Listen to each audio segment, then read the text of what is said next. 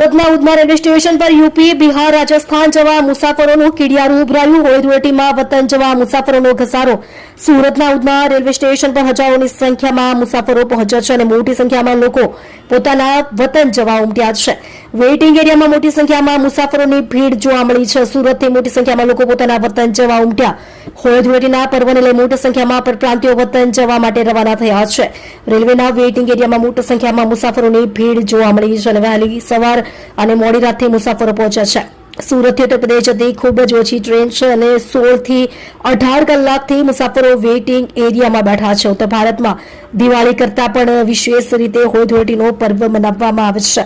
અમદાવાદમાં વસવાટ કરતા યુપી, બિહાર સહિતના રાજ્યોના હજારો લોકો આ તહેવાર ઉજવવા માટે પોતાના વતનમાં જાય છે. અત્યારથી આ પરિવારો પોતાના વતનમાં જવા માંડ્યા છે, જેમાં ગુરુવાર બાદની અમદાવાદથી ઉત્તર ભારત તરફ જતી ટ્રેનો હાઉસફુલ થઈ ગઈ છે.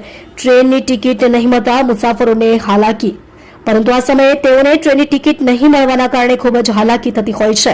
તેઓ જનરલ કોચમાં જવા માટે મજબૂર થઈ જતા હોય છે અને જનરલ કોચમાં બેસવા માટે પણ તેઓ 16 થી 24 કલાક ફોન પર આવીને લાઈન લગાવીને બેસે છે.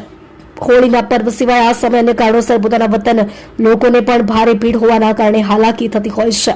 આ ઉપરાંત રેલવે સ્ટેશન બહાર પણ ટ્રાફિક સહિતની સમસ્યાઓ ન સર્જાય તે માટે પોલીસ પણ સતત કામગીરી કરી રહી છે.